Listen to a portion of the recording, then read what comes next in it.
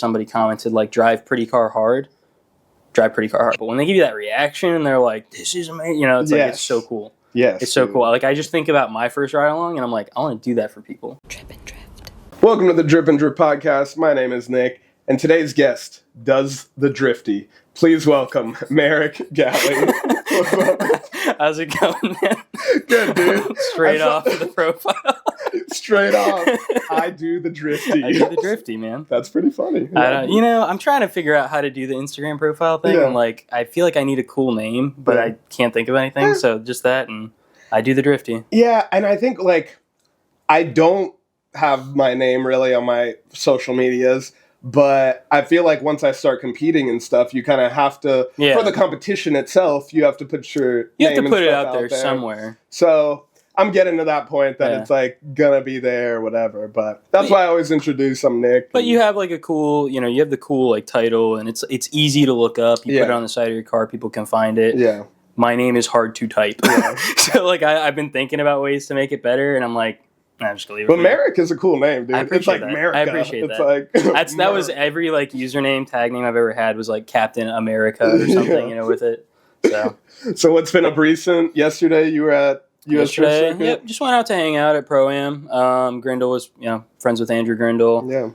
Carlos, I want to see Carlos go. So we just hung out. We showed up like right as the competition started, and of course it started pouring. So this is what it is. Everybody's car broke. Yeah. They need to figure those competitions out. I don't know what it is, dude. Because, like, if you think, I know it rained earlier in the day, but, like, the whole seating bracket thing, just to knock out 3 people in Pro-Am is, like, why? Yeah. I don't know. And, like, half these cars are pro spec level. Like, I think there's less restrictions. So, like, I think about trying to do it, and I'm like, this would be cool. My car can't hang with these cars, Like, I'm going to have to build something super competitive, something LS powered, something better than what I can do now just to go run with all these LS cars. Granted, they all put friggin' holes in the blocks yesterday. Yeah. So I don't know, but just hanging out there. Finally back to drifting after a little bit of a hiatus. I feel it, dude. Fixing the car. Basically, back in May, after like the last event I did, me and a couple friends were like not driving again until the car is one color. Like for me, at least. Finally did it. So. Nice. Anybody that actually knows my car has seen it's ugly as hell for 3 years. No, it's just mismatch. It's you get different reactions. Some people are weirdly like they're like, oh, it's cool though. It looks like a drift car, and I'm like, thank you, but it's terrible. Yeah. I know it. Yeah. You're good. Yeah. Yeah. It was like when I took the wrap off my car and it was red. Like people are like, oh, I like the red, and like you don't like the bumpers are different, and like it's just.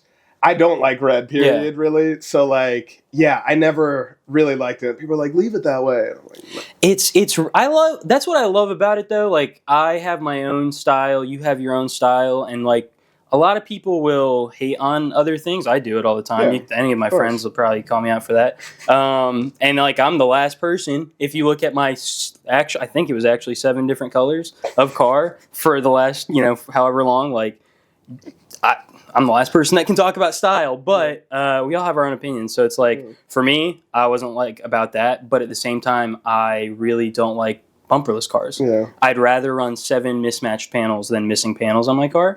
Although I did like the football helmet for a while. Yeah.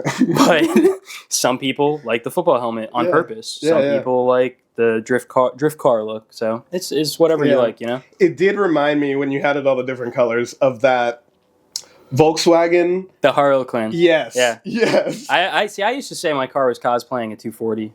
Just because, like, which at this point now they're like all either really clean or completely destroyed. Right. But there was a while where they were all like mismatched. Yeah.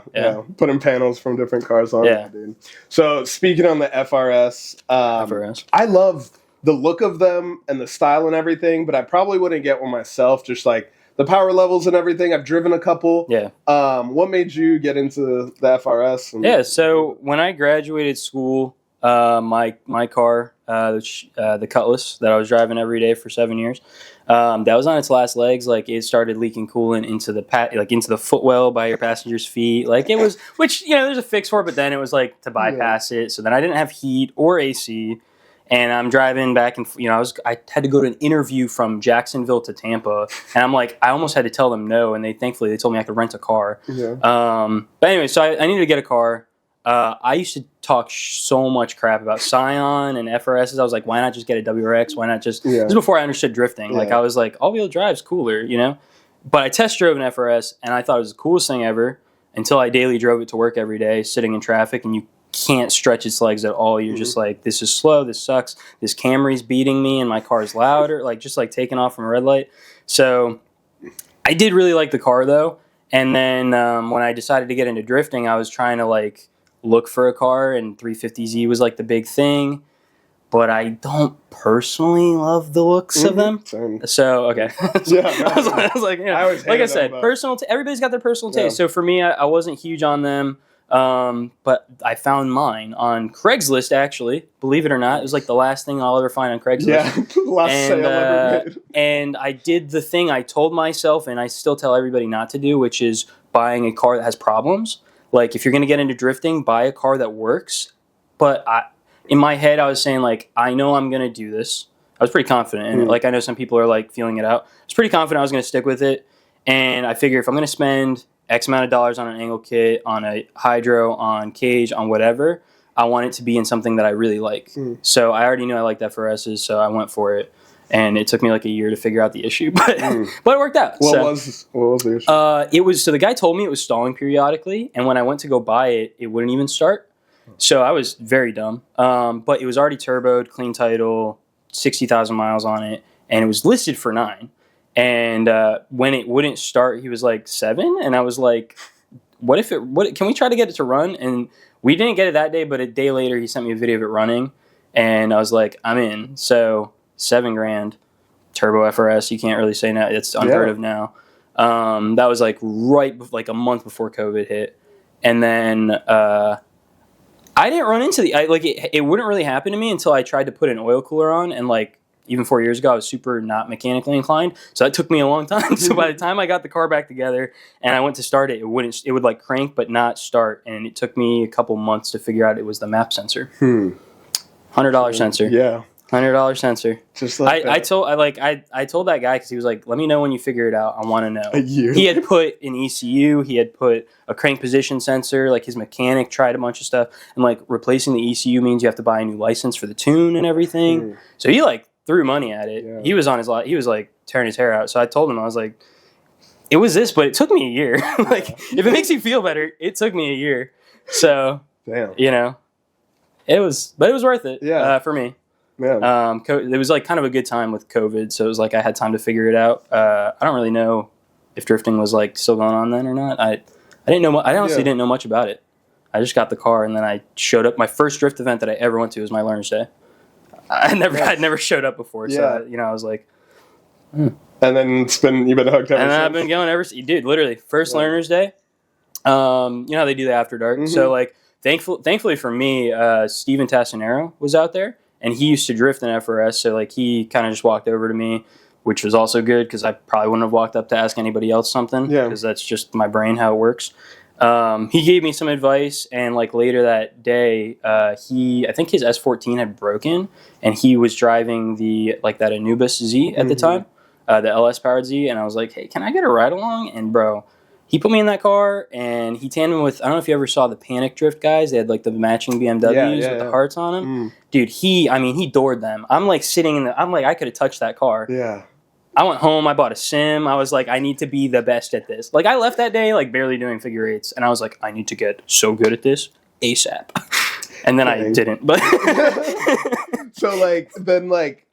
so you knew you wanted to get into drifting? Yeah. So, like, just the FRS, you're like, now I can get into drifting? Like, yeah. Yeah, no, I bought that car kind of for it. Like, honestly. So, like, I had this one friend, Matt, that we used to talk about this in, like, 7th grade. We, saw Fast and Furious together, talked about Tokyo Drift, Midnight Club, like, all the things that would influence you to be like, drifting is pretty cool. Yeah. And I just knew I wanted to do something motorsports related, and I had done an open track day at the firm, not drifting, with my first FRS.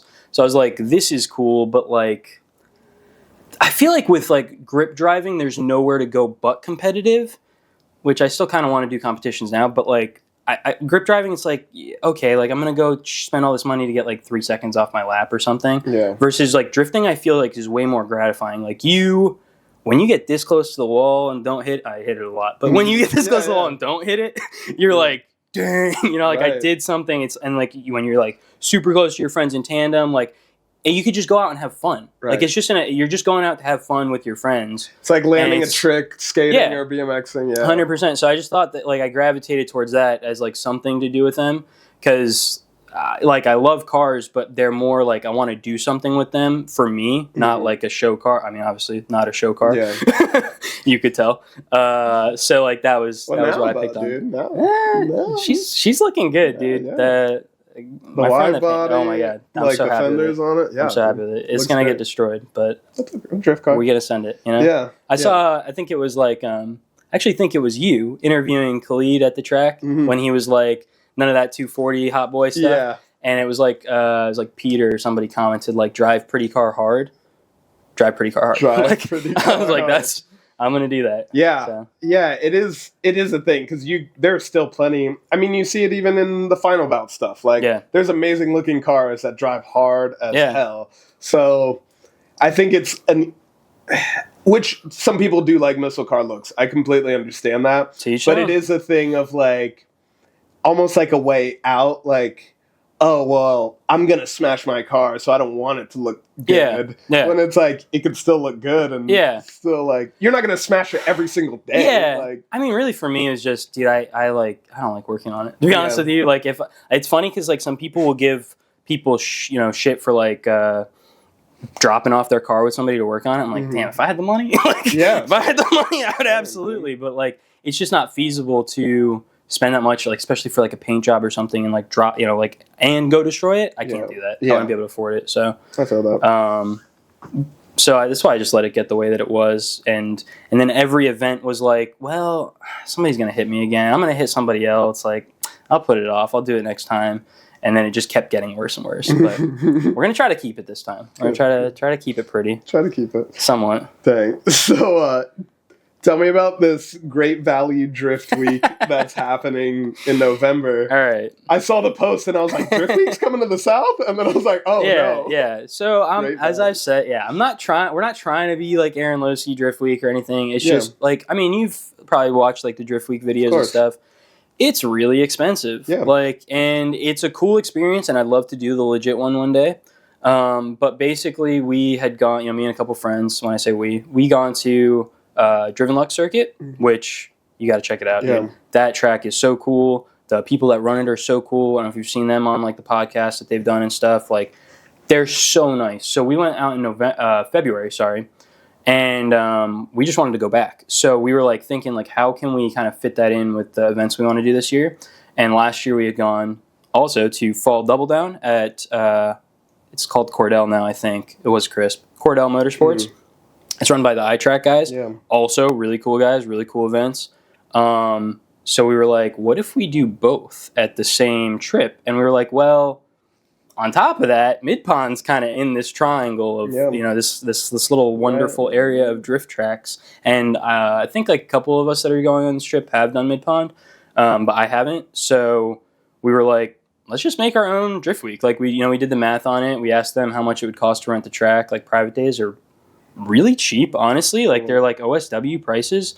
And so we just kind of like asked enough people, hey, but do you want to go on? let me ask you right now. Do you want to do this? Where you basically just kept asking people like, hey, do you want to, are you interested in this? Could you swing it? Like, what's your status on it? And once we had like enough, I just booked the private days with Mid-Pond and Driven Luck. So so it's like Fall Double Downs like February. I keep getting them confused. November 15th to 17th. So that's Friday, Saturday, and then halfway through Sunday, like 4 o'clock or something like that. And that event's a vibe, dude. Like Friday, they'll do, I don't know if it's same schedule, but last year Friday they did like the Legends comp, so that's like unlimited class. And that was really cool because last year I actually got third place, and then like Khalid got second, Brian Sturman got first, and even Adam Spangler was like fourth. Like me and him were battling for fourth, and he was in his freaking JZX 100 like hot boy, like still sending it. So like we went up there and like Florida boys took over, and then on the Saturday they do a like limited 235 like street car, full interior, original engine stuff. And it's just, they just send it like all weekend. So that was a party. We want to do that again. Monday, we're going to go to Mid Pond.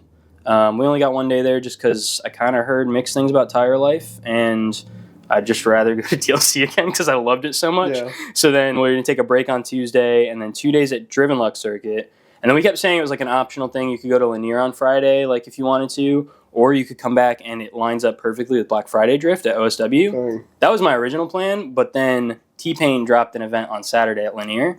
So I think like 3 or 4 of us got tickets to that as drivers. So hopefully our cars work. Yeah.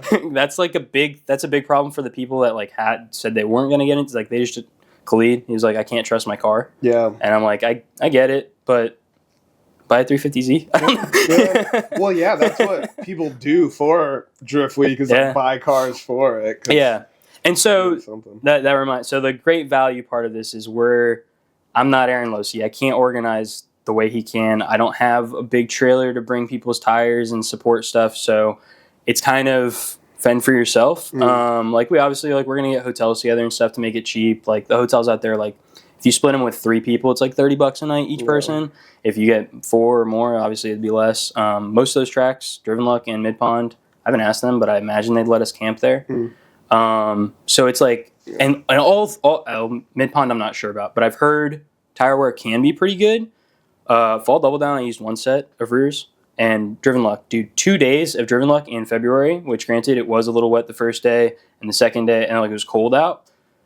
1 set of tires hot lapping, for dude. Both days? I mean, like literally hot lapping. Like it was almost like it literally. This is gonna sound super corny, but I felt like I was like at an Ebisu. Like I've seen those videos where like they'll do North Course and like they do their big turn, whatever, and then they drive back up and then they just like switch and they just go again immediately. We were doing that. I probably did 100 laps. Dang. And I mean, and the weather was great, so like our cars weren't overheating or anything. Sick. So basically, the gist there is like it's still really cheap compared to a real drift week. Yeah, you got to like we're towing our cars. It's not as like cool as if we street drove them, but dude, how else am I supposed to bring like 8 wheels and tires? Yeah. So when I went to Driven Luck Circuit at noon on the first of 2 days, I blew my second gear. So I kept driving. I aired up and shifted first to third, which worked out horribly for me because right after, like when I went back out, because I aired up the rears and I just suck at driving, we went in reverse and I just like drove straight into these barriers and crunched in my whole quarter panel, shattered my quarter glass. Like it was like foreshadowing. We were walking the track before the event. And the guy Coy, he's like, yeah, be careful of those barriers. Like, I've seen them break glass. And I was like, they hit them so hard that, like, their glass shatters? And he's like, they'll bounce. And sure enough, dude, I hit that thing. And there's a clip of it, dude. It just bounced and shattered my whole quarter glass. But, yeah, relatively cheap, good tire life. So that was kind of how we decided to do it. And still need people, so hit me up. Hey. Bang on. Nick? I can't. Only because, like, November I'm trying to do the cage, so it's either true. Yeah, you did just tell me about this. Yeah, it's either, like, get some more money and go there without the cage, or get the... About cage money. Yeah. So that kind of... That's what I'm saying, like... Put it off, dude. I'm kidding. Dude, honestly, the only reason my car has a cage, like, I should care about my own safety, but it's really just for ride-alongs. Yeah.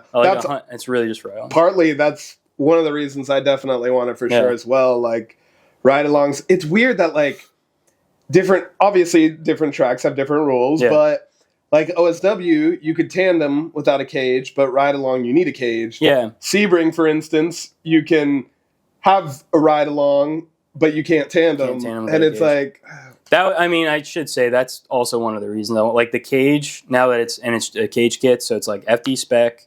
I can go anywhere in the country, and it's like, I know it's going to pass tech. Yeah. I'm not going to do FD with that car, but it'll pass tech anywhere. Yeah. So I don't have to worry about it. And that's been kind of my thing, too, like stepping up to A class from B class. Like, I've a couple times at events, they've like put A, and I'm like, can you put B on there? Just because, like, I want to have the cage to drive with people I've never driven with before. Yeah. The people I drive in B class with, I drive with all the time. Yeah. So, like, I'm comfortable with them. But once I start, like, going with random people, like, yeah, send the train, dude, I would like the cage. It's so hard not to, too. Like, we'll go into events, like, me and my friends, and we're like, all right, like, we just want to do twos. Like, and it's nothing against anybody else, but I don't know if you've noticed, like sometimes like when you're doing just two people tandems, it's like you're gonna maybe like transition a little earlier or whatever. Like you're gonna kind of cheat the line, maybe cut line to keep really close.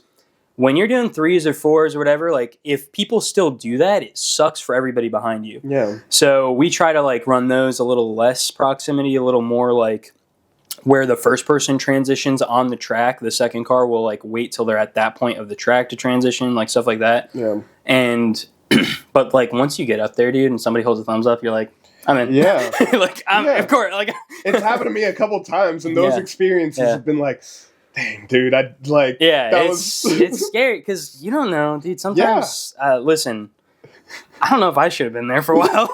I don't know if I should be there now. Yeah. So it's like, you might want the cage. Yeah, dude. Like, I'd feel a little more comfortable with random people, and also the whole ride along thing. Like, I'd love to invite more friends and family out to go on ride alongs every single lap with me, and I can't really do that right now. So even dude, random people walk up to you and ask you for ride along. And I'm like, dude, when they give you that reaction, that sucks. Yeah. But when they give you that reaction and they're like, "This is amazing," it's like it's so cool. Yes, it's so cool. Like I just think about my first ride along, and I'm like, I want to do that for people. Yeah, because it's just sick. Oh yeah, even that feeling you have giving somebody like seeing somebody else like in your car. You know, it's funny is sometimes you'll get you'll give a ride along to somebody that like is you'll ask them like because you're sitting in grid, you'll talk to them. Hey, have you ever ridden in a drift car before? Is this your first time? Like and they'll be like, oh no, this is like my first time ever. And they like, do you do the whole thing? And they're just like, that was cool, and you're like, do you have is it cool? And they're like, yeah. I'm like, okay. Yeah. But then I'll give a ride along. Like, so I think that she's like the best hype man ever is like my friend Natalie. And she'll be like, yeah, this is, I'm like, you've been in like, so that's like Willie, Willie Espinoza. Yeah. Like Nat, like they're, I don't know if they're engaged or anything. Yeah. But like, she's literally been in that FD car. Like, it's like, she'll get in my car and be like, this is sick. I'm like, this is awesome. She drifts herself, doesn't she? Like, she's building the KF for us right now, dude. It's gonna be sick. Yeah, that will be sick. It's gonna be so sick. I'm so excited. I'm looking forward to that. Yeah. So you had the Cutlass. You got to get rid of that. I still have the Cutlass. You still do? Oh, yeah. No, I won't. I've thought about it lately, but I won't get rid of the Cutlass. So it just plans for that, just keep it nice, restore it? Or? I would like to, yeah. So the Cutlass was my first car ever. So my dad was like really into them. I think I was in like 4th grade when he bought his. Okay. He's got a 1969 Cutlass. He restored it all. I mean, he worked with the guy at the body shop, but I think the guy told him it would take him like years. So he was like, I'll do the work if you show me what I'm supposed to do. And he would go out and hang out there. He did metal work himself, learned how to weld it, did all the work. So his car is like sitting in his garage looking real pretty. Nice. Mine's sitting in my front lawn looking real rust bucky. But so he found that car, and that was like, I just thought they were sick. So that was my first car, and it broke down on me a lot. Yeah, I'm sure. So it taught me a lot. Like I remember one time it broke down on me on the way. So I went to school in Jacksonville, but my parents are from here. In the Orlando area, and I was driving halfway up, and like I just saw coolant start coming up my hood. That wasn't like the first like unique experience, and I ended up having to swap a radiator for the first time in my apartment complex, parking lot. I'm sure, a lot of us have had that experience, and like it sucks when it's your only car. Now, like working on a drift car or something, it's like, I'm just gonna go inside. Like, I'll leave it for I'm gonna leave this on jack's hands, maybe a week, whatever. It's fine. Yeah. But yeah, so I love that car. Once I got into drifting, like I wanted to have it restored by now. Like if you talked to me 6 years ago, I would have been like, oh, it'll be minty by now. But now that I'm into drifting, I kind of neglect it. There's always something to work on the car, dude. There's like literally always something. I remember, I think it's funny because I was thinking about this the other day. My neighbor, or she used to live across the street from me, my old neighbor. I kind of like adopted her as like my grandma, because she just walked over one time when I was working on the car and like offered me tomatoes from her garden. I don't know, she's super cool. Awesome, but she every time she sees me working on the car, she'd be like, "It's like something else, like again, like you got to work on it again." And I'm just like, it's never gonna be done. And like I don't think I realized how true that was. Like when I said that for the first time like 3 years ago. Yeah. There's always something. So Cutlass eventually. I can't decide with it if I want to like resto mod it and like do like LS and like make it cool and handle well, or if I want to kind of keep that feeling of it's gonna kill you when you're driving it. Yeah. Because like I've driven it, so like when I crashed my FRS one time, and it was my daily at the time because I was dumb and sold my daily, thinking like it's fine, I'll just drive the FRS for a bit. Yeah. And then I like totaled it at Showtime. So I had to drive the Cutlass for like 2 weeks, and like I remember driving it around, and I drove it to Orlando at some point after I fixed the brakes and stuff, and I drove like the same way I used to drive, like same path to high school or whatever, and I was like, I was a reckless person. I was like driving down like by the Oviedo Mall, like going way too fast on that road, and I was like, this is sketchy. Yeah, because you're used to that new technology. Dude, you're just like, you're like, there's like no spring rate, or I don't know, softest spring rate in the world or something. So I can't decide. I'm not sure yet. But then also, my dad's kind of offered me his car, and I'm like, I can't have two of them right now. Yeah. But I really would like to restore it. Cool. I just need time. Yeah, of course. Time, money, resources. So unfortunately, it's just right. Thankfully, a lot of those parts are still made. And he knows how to do that stuff now. So my dad's not going to do it for me. Dude, hell no. My dad's not going to do that for me. It's like, didn't you learn how to do all this? Remember? Yeah.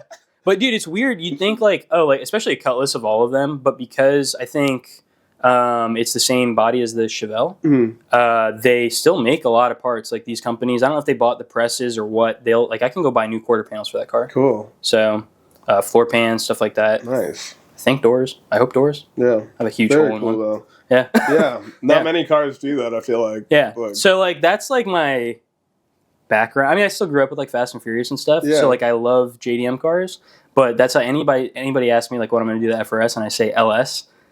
I want that hybrid of like American muscle and Japanese, like JDM cars. So 2JZs are cool, but LS. Yeah.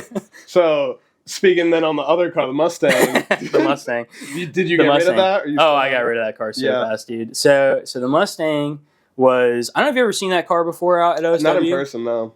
So I'm going to say something. So like I saw that car get posted to Facebook Marketplace, and I just like a deal, dude. So it was like maybe a week. It was really short after I got low compression in my FRS, and like I don't even know if I knew it was low compression at the time. I had like some weird issue at spring brake bash. I had like oil spewing up the hood. I think it was hitting like Drew's car behind me. Like it was not good. And I was like, I know this is going to take me a while to figure out. I saw this deal on this Mustang, and it was supercharged, S197, super totaled, but it was like, I think he was asking $7 on the trailer. And so I messaged him. They think like 100 other people did, but I think I just got lucky, and he checked that message. Like by the time he picked up his phone, I was like the last guy to message him, and I had invited him to private days before. So he was like, like, sure, just don't, show up and buy the car, basically. And I was like, cool. So the idea there was, I don't mean to be rude, I had seen him drive pretty poorly, and I was curious if it was the car, like if I could improve the car, like can I handle 700 horsepower? What's the situation? And the short is that, like, honestly, I give him way more credit than I ever realized, because that car was hard to drive.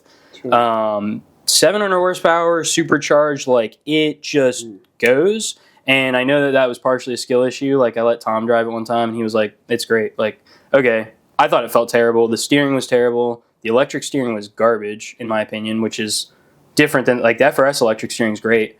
So I just want to put like a good angle kit on it, kind of like get it dialed while I fix the FRS. But it turns out, like I thought before, I still hate Mustangs. So I don't know if it was like, again, too much power, solid axle.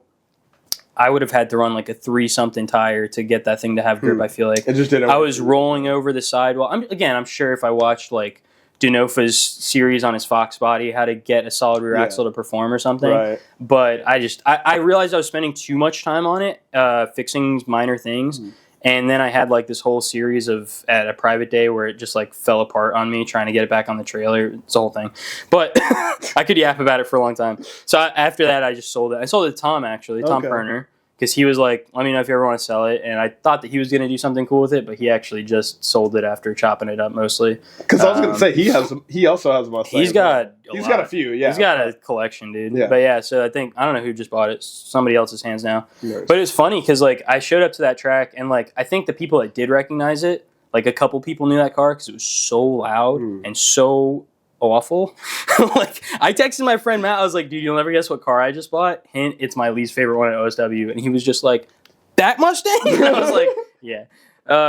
Dude, I refused to take it off the trailer after I bought it until I put like stock mufflers back on it. It was so loud, hurt my ears. And not a good loud. No, no, not a good loud.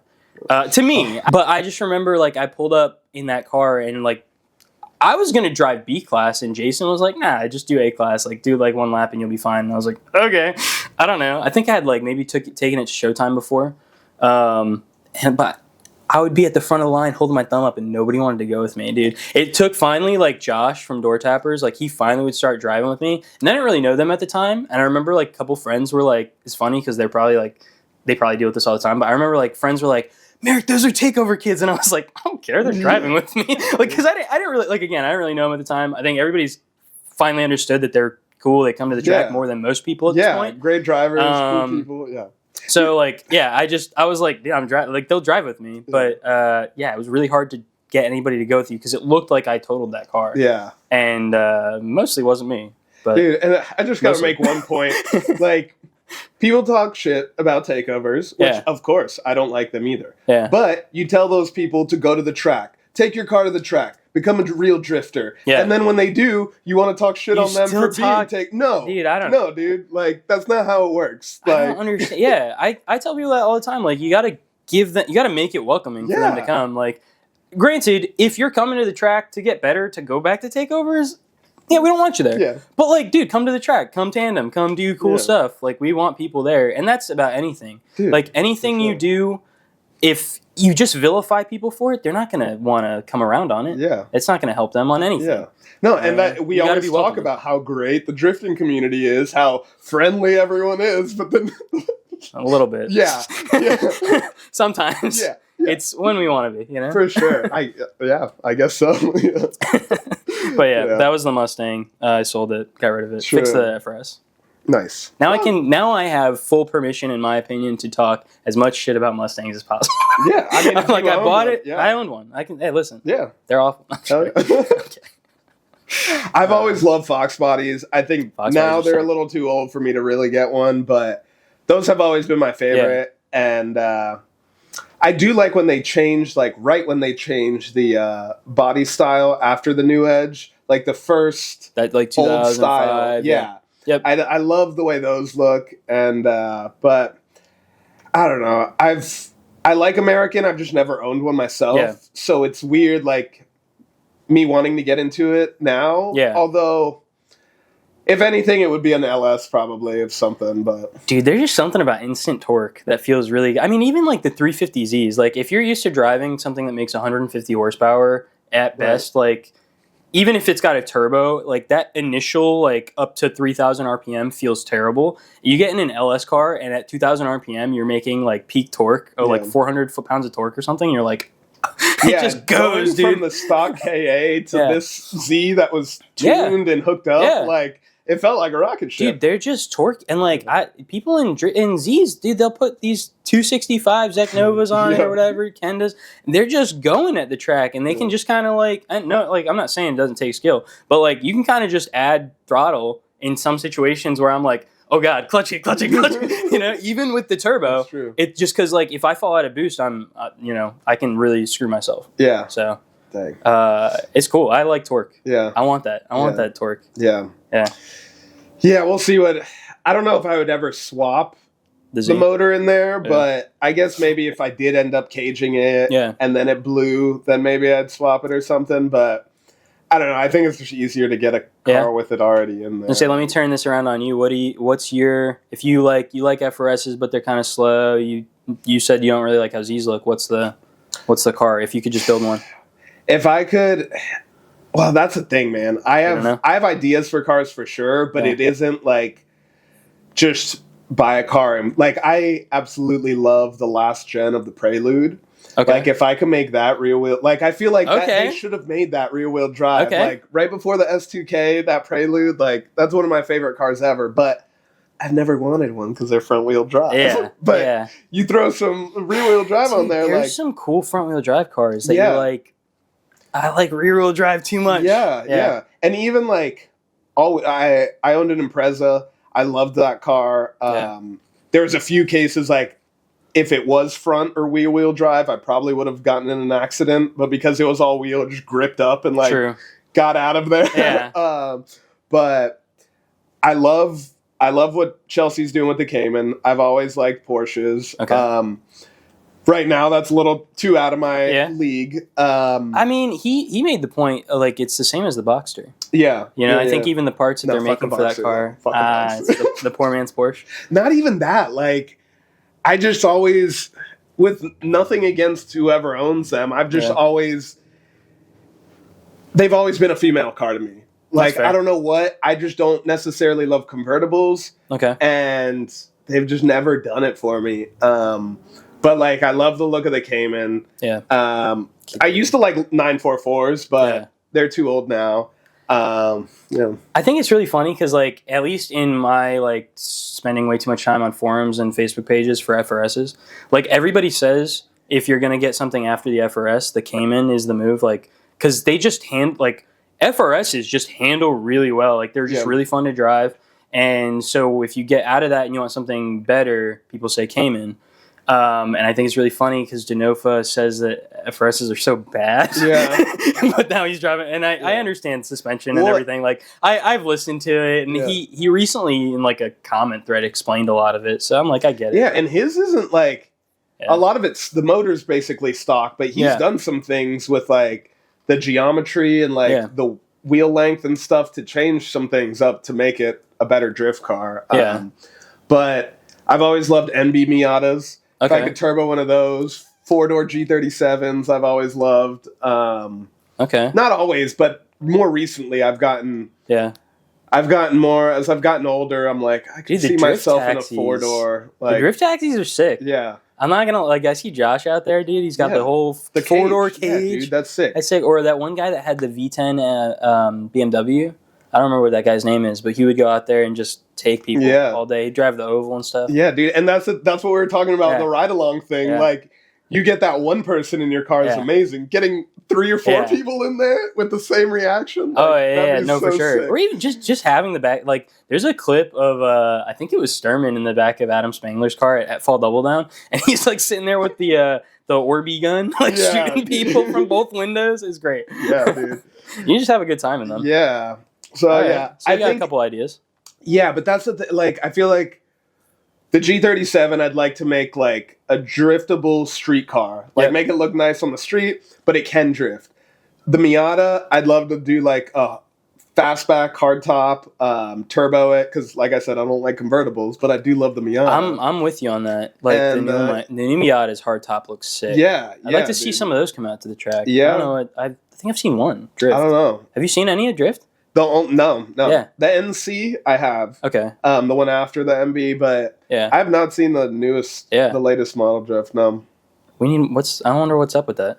I don't know. Maybe it's just too new of a car to like people be sending it. But I've seen like 4 GR86s. Yeah.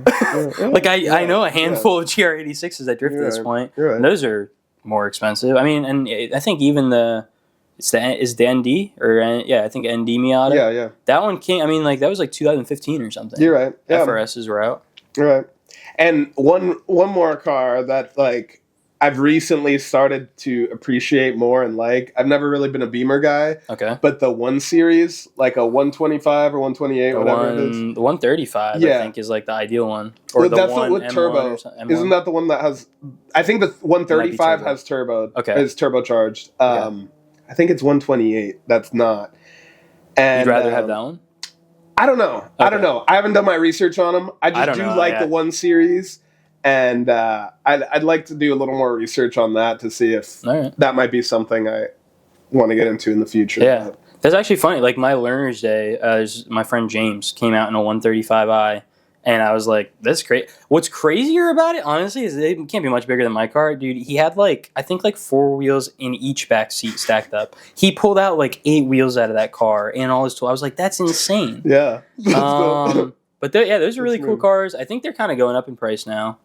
But I don't know anything about BMW, so what about you? What about builds for you? If you could have whatever, dude, like build whatever. It's so corny, but I love my car so much. Yeah. I think if I could do something different and like money was no option, it'd be like a 240Z. I always love those cars. Yeah. And actually I have one other one, but like the 240Z is so expensive now. Like I don't know if people just started to appreciate them more.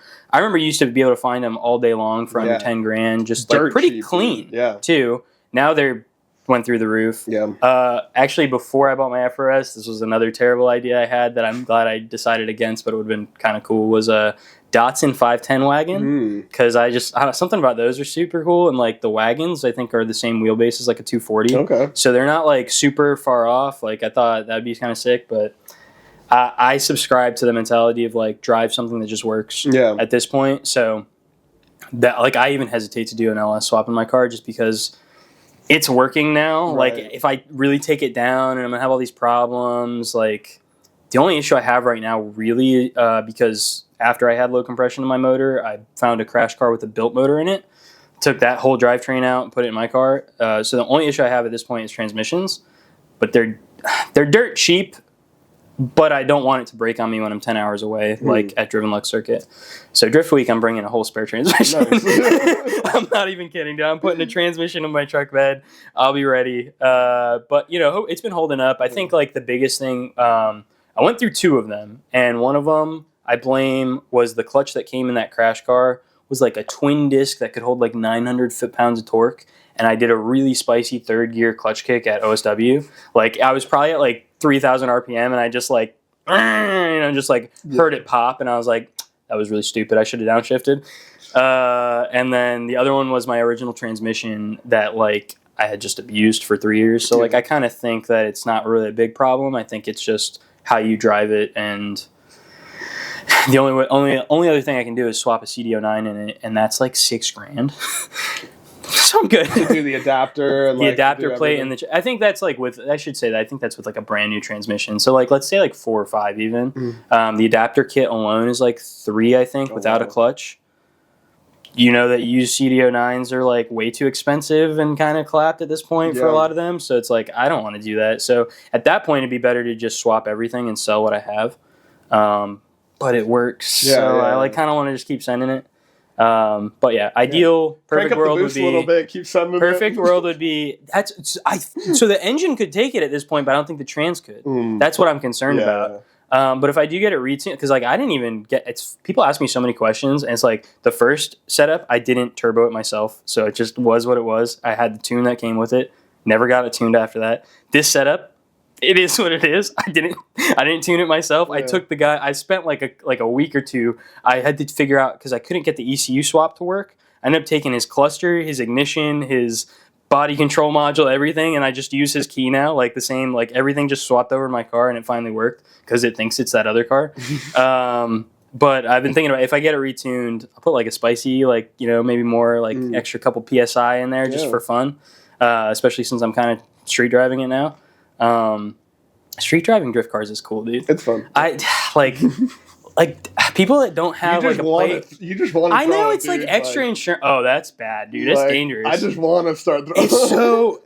Dude, I used to have that problem with sim. Like I drove so much sim for a while that like I'd get in the car and I'd be like, I just want to, like, I'm thinking about a clutch kick right now. And it's like, it's kind of like, I don't know if you ever heard of it, but it's called the Tetris effect. Okay. And it's called that because they studied it on people that like played too much Tetris at first. Like they were seeing blocks falling. Yeah. And I didn't know about that until I told my friends. I was like, man, I really just want to like drift right now because I just like was envisioning myself on clutch kickers, you know, like just like it's like even in the truck sometimes, like I won't throw it, but I'll act like I'm gonna throw it because I know what turn I'm going into. Me and my friend, if we're ever like in like a convoy of people, like my friend Ramon, he'll like throw up like 2 like jokingly, and I'll be like, we'll do it. Yeah. But yeah, so I guess the ideal, like if I could do anything, LS, FRS. Yeah. Honestly. LS, I just think like that's like the money right there. Yeah, big motor, little car, send it. Oh, dude, they're so. I mean, 330. Like I probably make about 330 horsepower. It feels so good. Feels so good in that car. Yeah. I got to figure out some grip things. Don't know if I might be right, but I think it's me. I think it's a me thing. But once I get that dialed, I'm pretty happy. Oh yeah. I'm gonna try to show him up at King of OSW or something. Yeah. He's judging. Nice. I'm just kidding. Dang. Well, is there anything else you want to touch on or talk about before we close this out? No, man. I think this was fun. This is awesome. Man. Thanks for coming by. Thank you for having me. If you enjoyed this episode, drop a thumbs up, leave a comment below, and we'll catch you next time, fam. Peace.